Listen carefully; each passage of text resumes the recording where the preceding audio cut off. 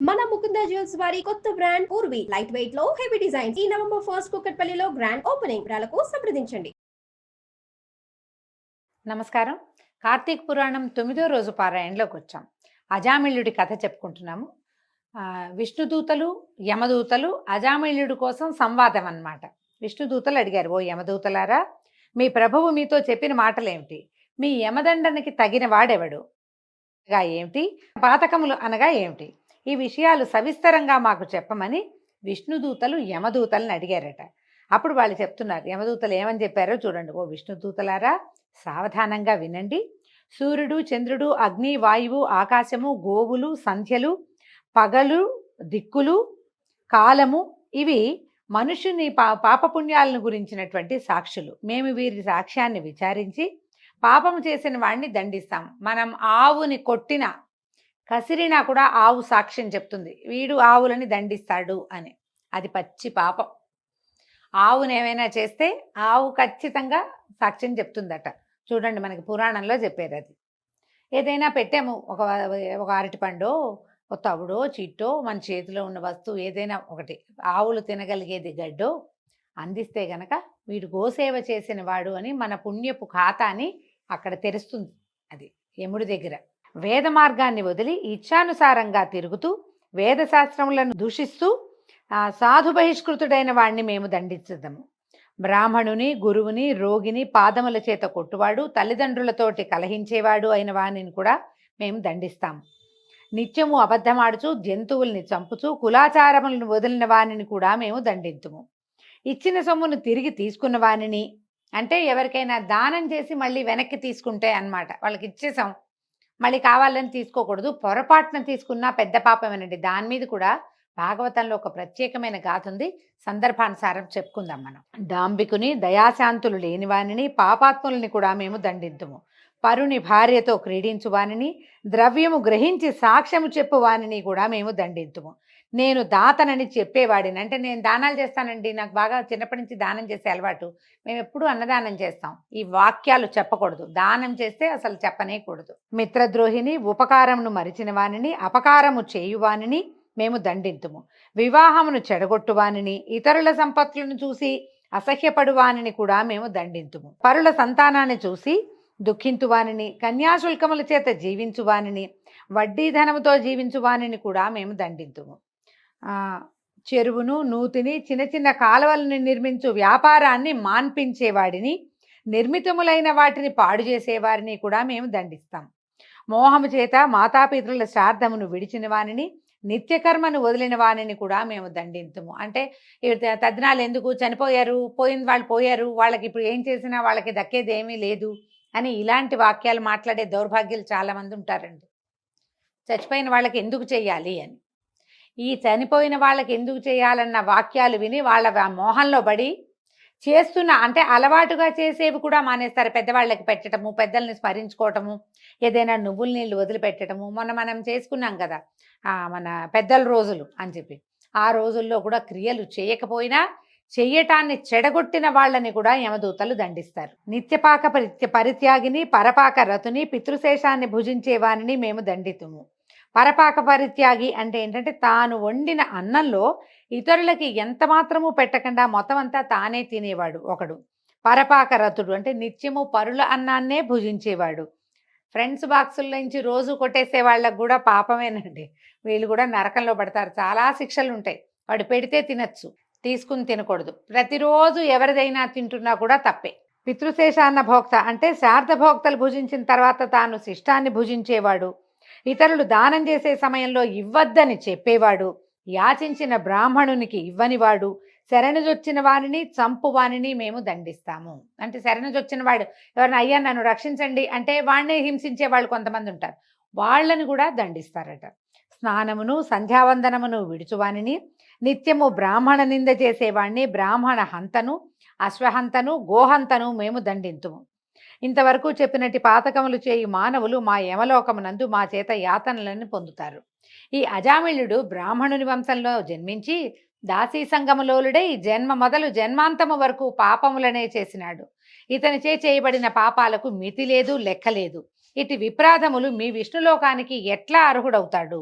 ఈ ప్రకారంగా పలికినటువంటి యమదూతల మాటలు విని విష్ణుదూతలు చిరునవ్వుతో వికసించిన ముఖపద్మములు కలవారై ఉరుములతో సమానమైన గంభీరమైన ధ్వనితోటి, అంటే మేఘ గంభీర ఘోషలుగా ఉన్నారనమాట. వాళ్ళు మాట్లాడుతుంటే ఉరుగుతున్నట్టుందట. నవ్వుతూ సంతోషంగా ఇలా చెప్పారట, ఎంత ఆశ్చర్యం, మీరు ఇంత మూఢులుగా ఉన్నారు, ధర్మానికి ఒక మర్యాద ఉంది, సావధానంగా వినండి, ధర్మ మర్యాద ఏమిటో మీరు తెలుసుకోవాలి. దుస్సంగమును విడుచువాడు, సత్సంగమును ఆశ్రయించువాడు, నిత్యము బ్రహ్మచింతనమును చేయువాడు యమదండార్హుడు కాదు. స్నాన సంధ్యావందనములు ఆచరించువాడు, జపహోమాదులు ఆచరించువాడు, సర్వభూతములందు దయావంతుడు కూడా యమదండార్హుడు కాడు. సత్యవంతుడు అసూయారహితుడై జపాగ్నిహోత్రములను చేయుచు కర్మలను బ్రహ్మయందు ఉంచినవాడు కూడా యమదండార్హుడు కాదు. అన్నదానమును ఆచరించువాడు, జలదాత, గోదానకర్త. చోట్సర్జనం అంటే ఈ మన కార్తీక మాసంలో ఆవుని కాదు, ఆంబోతుని అచ్చు వేసి వదిలిపెడతారు. గిట్టదూడల్ని కూడా వదులుతారు, కోడెల్ని ఇస్తారు కొన్ని దేవస్థానాల్లో. ఆ వృషోత్సర్జనము అలాంటివి చేసిన వాళ్ళకి యమదండన ఉండదట. అయితే ఆ విద్య కోరిన వాడికి విద్యాదానము ఆచరించేవాడు, పరోపకారమందు ఆసక్తి కలవాడు కూడా యమదండార్హుడు కాదు. హరిని పూజించేవాడు, హరినామాన్ని జపించేవాడు, వివాహములను ఉపనయనములను చేయువాడును యమదండార్హుడు కాదు. మార్గమధ్యమునందు మండపములు కట్టించేవాడు, క్రీడాస్థానాలు కట్టించేవాడు, దిక్కులేని శవమునకు మంత్ర సంస్కారము చేయించువాడు యమదండార్హుడు కాదు. నిత్యము సాలగ్రామార్చనం ఆచరించి ఆ తీర్థమును పానము చేయువాడు, దానికి వందనం వనర్చేవాడు, అంటే సాలగ్రామానికి నమస్కారం చేసుకునేవాడికి కూడా యమదండన ఉండదట. తులసి కాష్టమాలికలను మెడయందు అంటే తులసి పూసలు వేసుకుంటారు కదా వాళ్ళకనమాట. ఆ మెడయందు ధరించి హరిని పూజించువాడు, సాలగ్రామాన్ని పూజించేవాడికి కూడా యమదండన కలగదు. గృహాంగణమందు అంటే వాకిట్లో కానీ పెరట్లో కానీ తులసి వృక్షాన్ని పెంచేవాళ్ళు, హరికథలను వినేవాళ్ళు, భగవద్గీత పారాయణ చేసే వాళ్ళకి కూడా యమదండనలు ఉండవు. భాగవతము రాసి గృహమందు పూజించుచున్నను, గృహమందు ఉంచుకున్నను కూడా యమదండార్హుడు కాదు. పాత రోజుల్లో అనమాట భారత భాగవతాన్ని ఇప్పుడు రాయాల్సిన అవసరం ఏముంది, మనకి ప్రింట్లో దొరుకుతున్నాయి. ప్రింట్ పుస్తకమైనా ఇంట్లో పెట్టుకోవచ్చు, చదివితే ఇంకా బాగుంటుందండి, ఉంచుకున్నా మంచిదే.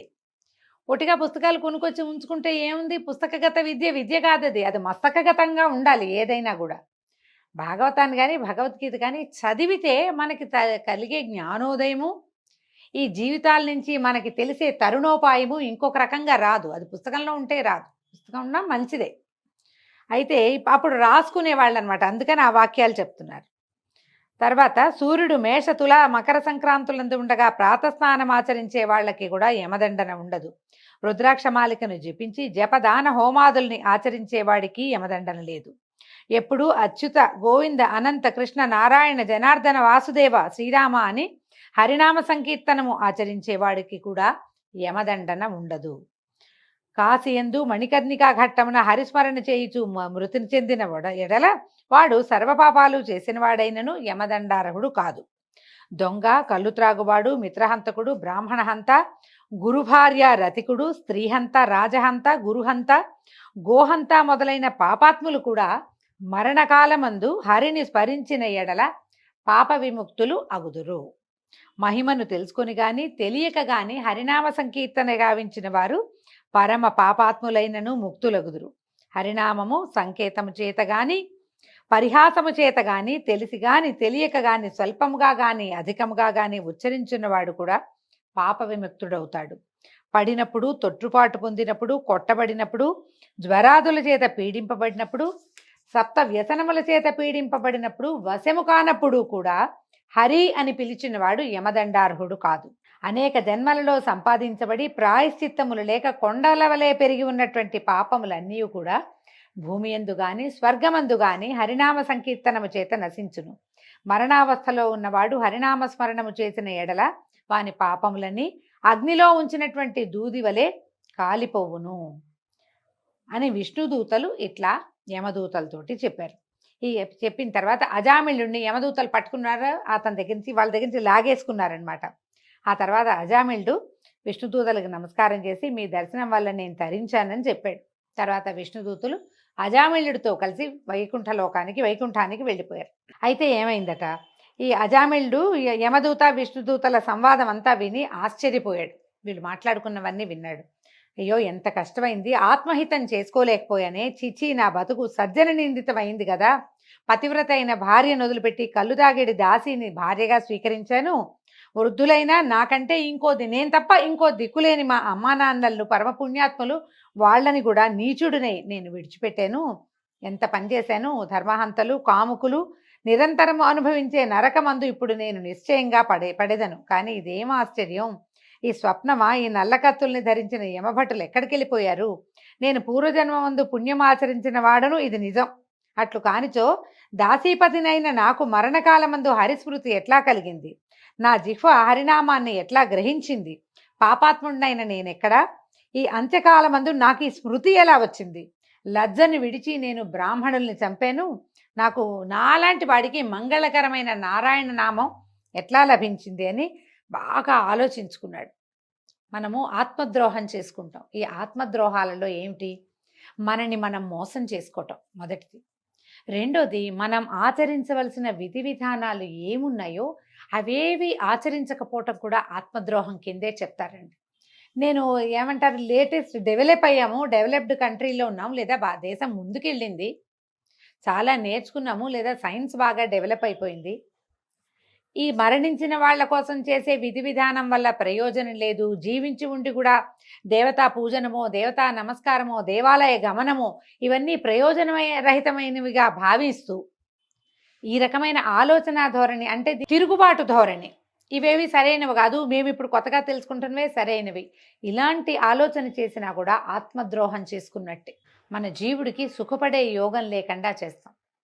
మనం ప్రపంచం విసిరేటువంటి రకరకాల రాళ్లని పట్టుకుని వాటి వెనకాల పరిగెడతాం. ఆ పరిగెత్తటంలో మనం సొంతానికి ఏమీ చేసుకోలేకపోతాం. మనం ఏ ఇంట్లో పుట్టామో ఆ ఇంటి మర్యాదని అతిక్రమించేస్తాం. ఏ జాతిలో పుట్టామో ఆ జాతికి కావలసినటువంటి మర్యాద, గౌరవము లభించాలన్న ఆలోచన కూడా చేయం. అవన్నీ కూడా ఆత్మద్రోహాలే.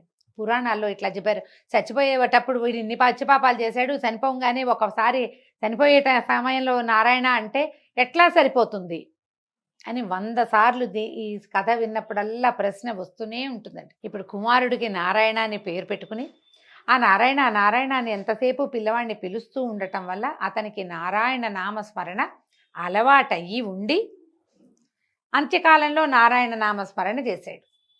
అదొట్టి నామధేయమే అయినప్పటికీ అదే చెప్పారు, పిలుపు కోసమైనా ఆ పేరు తెలిస్తే చాలు అని. ఇప్పుడు పిలుపులైనా అది మనం పిలవాలిగా. మనం ఏ పిల్లలకి దైవనామాలు ఇస్తున్నామండి? 2 అక్షరాలు 1 అక్షరం పేర్లు కూడా పెట్టి పిలుస్తున్నాం. కే అని, ఎఫ్ అని పిలిచే పేర్లు కూడా ఉన్నాయి. సు అంట, సు ఒక పేరా? కొమ్మిస్తే సు, ఎస్యు సు ఇంగ్లీష్లో రాస్తాం. ఇంటి పేరు ఏ సులోచనో, ఏ సుమతో, సుబ్రహ్మణ్యమైనా కూడా సూనే. మనం భగవన్నామస్మరణ చేయడం మానేసాం. తర్వాత మనం కూర్చున్నప్పుడో, నుంచున్నప్పుడో, పూజ చేసేటప్పుడో మనకి నామస్మరణ అలవాటు ఉంటే చచ్చేటప్పుడు వస్తుంది అది, ఆ పేరు. మనకి ఏ అలవాటు లేదు, మనం దైవనామస్మరణ చేయం అసలు.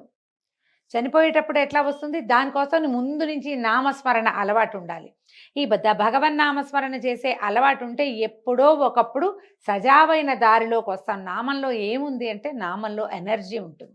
ఆ ఎనర్జీ మనని గోతులో పడిపోకుండా, బురదలో పడిపోకుండా, పాప పంకిలంలో కూరుకుపోకుండా మనని పక్కకి తీసుకొస్తుంది.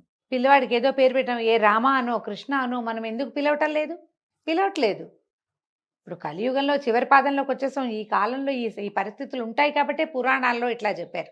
దైవనామాలు పెట్టినప్పుడు కనీసం పేర్లో పెడితే పిలిచేటప్పుడైనా అది మనకి అలవాటు ఉంటే, దుఃఖంలో, కష్టంలో, ఇబ్బందిలో ఉన్నప్పుడు ఆ పిల్లల్ని పిలిచినా ఆ భగవంతుడు మనని కరుణిస్తాడు. అదే చెప్పదలుచుకున్నారు. అయితే ఈ విధంగా అజామిళుడు ఇదంతా విచారించుకుని ఆలోచించుకుంటాడనమాట. నిశ్చలమైన భక్తిని పొంది జితేంద్రియుడై కొంతకాలం ఉండి తర్వాత సాయుజ్యముక్తిని పొందాడు. కాబట్టి నారాయణ నామ సంకీర్తన కావించేవారు సమస్త పాతక ముక్తులై వైకుంఠలోకమును పొందుదురు, ఇందులో సందేహం లేదు. ఈ విధంగా కార్తీక పురాణంలోని 9వ అధ్యాయం పూర్తి చేసుకున్నామండి. రేపు ఉదయం మళ్ళీ 10వ అధ్యాయంలో కలుసుకుందాము. నమస్కారం.